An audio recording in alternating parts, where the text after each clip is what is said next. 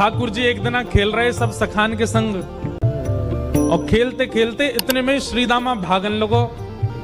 ठाकुर जी बोले, ए श्रीदामा कहां को जा रहा है? श्रीदामा बोलो, लाला ससुराल जा रहा हूं अपनी।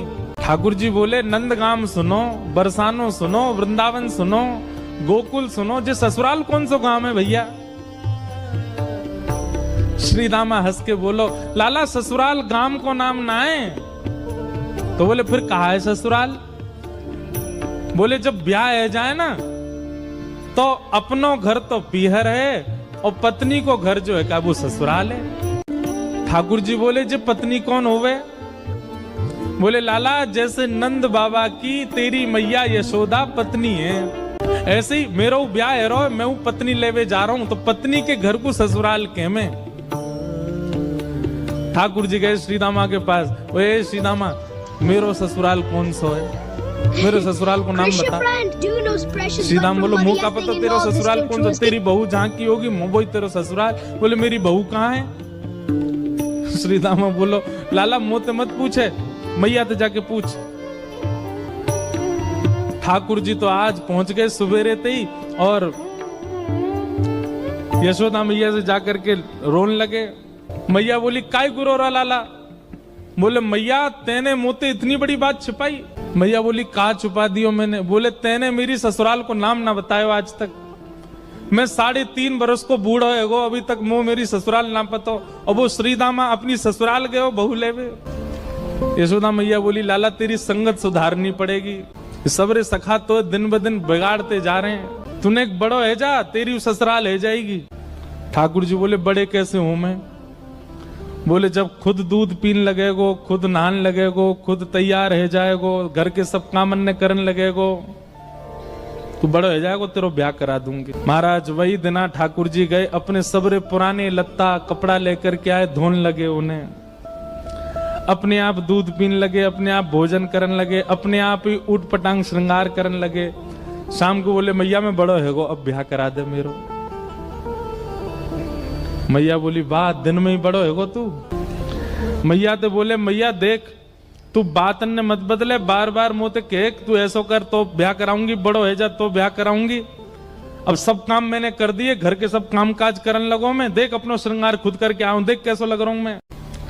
मैया बोली, ओठ वारी चीज आंखन में लगा के आयो, आंख वारी ओठन में लगा के आयो, यूं करो बड़ो है गो मैं। ठाकुर जी बोले, मैया मेरो ब्याह करा दे, नहीं तो श्रीदामा बहू लेके आ रहा हूं, बाकी बहू ले आऊंगा मैं, वही की बहू को ले आऊंगा, वही की ससुराल को अपनो बना लूंगा। तभी एक सखा दौड़ो दौड़ो आयो, बोले, ए लाला देख श्रीदामा बहू लेके आ गो। बहू को नाम सुनते ही ठाकुर जी तो मचल गए, लेके चल मुंह को जल्दी। मैया रोकने लगी, बोले, लाला ने सुधर के तो जा, कैसो बन के जा रहा है? ठाकुर जी तो दौड़े दौड़े गए, बोले बीच रास्ता में रोक ले, सबको कथा पता है। माधवी की माँ ने पहले ही मना करके भेजा था कि बोले तेरे सखा, तेरे पति जो श्रीदामा, उनके जो सखा कृष्ण है, उनको मुख मत दिखाइयो। ठाकुर जी पालकी में घुस गए, हाथ पांव जोड़ के कहने लगे, भाभी जी एक बार ने अपनो मुख दिखाए दो, लेकिन माधवी ने नहीं दिखाया। ठाकुर जी कह रहे हैं, देख ले, बड़े बड़े जोगी, बड़े बड़े तपस्वी, बड़े बड़े ध्यानी हमारे मुख को देखवे के काजे तड़पे, और हम तेरे सामने बैठे, तू हमें मोहना दिखा रही अपनो। माधवी ने मुख नहीं दिखाया। ठाकुर जी बोले, ठीक है, तड़पेगी मुख को देखवे के काजे। माधवी बोली, मोए ना तड़पनो, मेरे पास मेरो खसम है, वही देख लूंगी, तुम्हें काई को देखना। ठाकुर जी बोले, वचन दे के जा रहा हूं, तड़पेगी।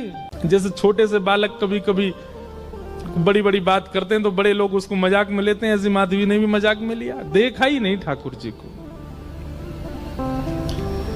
श्री शुकाचार्य जी वर्णन करते हैं, वृंदावन में कैसी स्थिति है। गोपियां दोहन करती हैं तो घर घर घर जो दही की मथनी की आवाज आती है ना, उसी में ही कीर्तन करने लग जाती हैं। कृष्ण ऐसे, कृष्ण के नेत्र ऐसे, कृष्ण की नासिका ऐसी, कृष्ण के कान ऐसे, कृष्ण को मोर पिछ ऐसो, कृष्ण की पीताम्बरी ऐसी, कृष्ण की भुजा ऐसी, कृष्ण के चरण ऐसे। कोई गोपी अपने घर में चौका लगा रही है और चौका में पौंछा की जो छर्र छर्र आवाज आवे, वही छर्र छर्र ध्वनि में ही कीर्तन करने लग जाए, कृष्ण ऐसे, कृष्ण ऐसे। हसितम मधुरम, चलितम मधुरम, वमितम मधुरम, मधुराधिपते अखिलम मधुरम। इन सबकी बातें सुनकर के मीराबाई, माधवी को ऐसा लगता है कि इन सब से तो मैं श्रेष्ठ हूं, कम से कम अपने पति की ही हूं, इन सब की तरह तो नहीं। पूरे दिन उस कृष्ण की प्रशंसा करती रहती हैं। सब गोपियां माधवी से कहती हैं, अभी तक तेरे सामने आयो ना है और तेने अभी तक देखो ना है।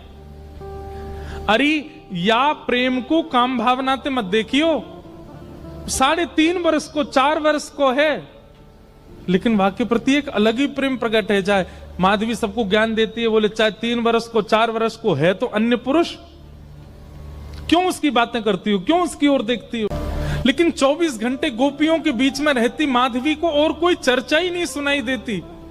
सब केवल कृष्ण की बात करती हैं। जल भरती हैं तो, बैठती हैं तो, भोजन बनाती हैं तो, बतियाती हैं तो, श्रृंगार करती हैं तो, हर समय कृष्ण कृष्ण कृष्ण कृष्ण।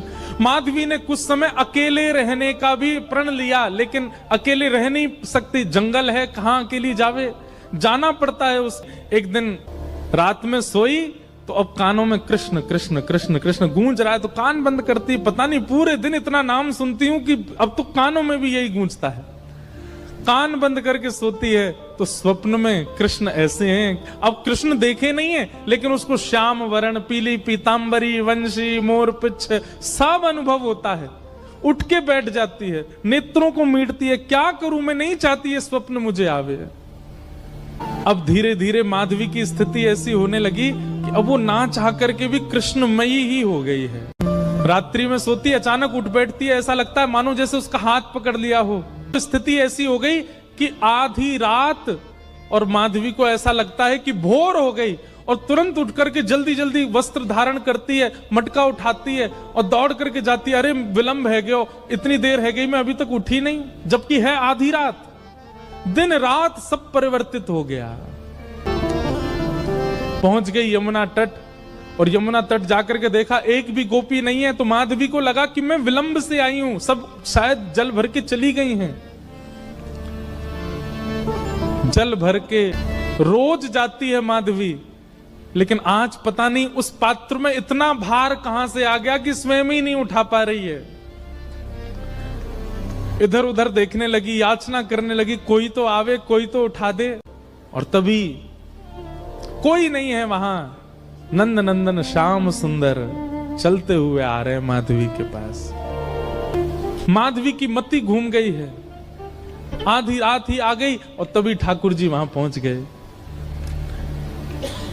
पहले तो चाल देखी तो चाल पर मोहित हुई, फिर जब वक्ष देखा तो वक्ष पर, जब हाथ देखे तो हाथ की चलन पर मोहित हो गई, और मुख देखा तो भूल गई सुध बुध। ठाकुर जी आए और आकर के मंद मुस्काए के बोले, हेरी गोपी उचाए ना पा रही, चल ले मैंने एक हाथ लगा दूं, उचाले याकू। और एक तरफ से माधवी ने मटकी पकड़ी और दूसरी तरफ से ठाकुर जी आकर के नन्हे से गोपाल जी ने जैसे ही हाथ लगाया मटकी उठने लगी, लेकिन मटकी पर नेक सहारा देते माधवी रख लेती, ऐसा नहीं। ठाकुर जी मटकी उछा के, जैसे जैसे मटकी उछ रही है वैसे वैसे ठाकुर जी लंबे होते जा रहे हैं, और बिल्कुल माधवी के नेत्रन के सामने आकर के खड़े है गए। कटाक्ष नेत्रों के सामने कोई गोपी टिक नहीं पाती, और माधवी को ठाकुर जी प्रत्यक्ष देख रहे हैं, सामने खड़े हैं कि। और वो एक क्षण के लिए जो रूप माधुरी का दर्शन हुआ, वो दर्शन देकर के ठाकुर जी खिलखिल करते हुए भाग गए वहां से। अब माधवी चाहती है कि पीछे भागे, लेकिन पैर स्तब्ध हो गए। माधवी चाहती है कि चिल्लाए कि रुक जाओ, पर बोल नहीं पा रही है। माधवी चाहती है कि इधर गए मैं नेत्र घुमा करके देख लूं, पर नेत्र घूम नहीं पा रहे। पूरा शरीर मानो जैसे एक स्थूल स्तब्ध एक मूर्तिमंत की तरह खड़ा हो गया है। केवल नेत्रों से अश्रु गिर रहे हैं, कुछ नहीं कर पा रही, बेसुध है माधवी। वहीं खड़ी रही तब तक जब तक भोर में गोपियां जल भरने नहीं आ गईं। अश्रु जलों से जल पूरा वस्त्र भीग चुके हैं माधवी के। और तभी सब गोपियां आई, आकर के देख, अरे ये माधवी ये पहले ही आ गई जल भरवे।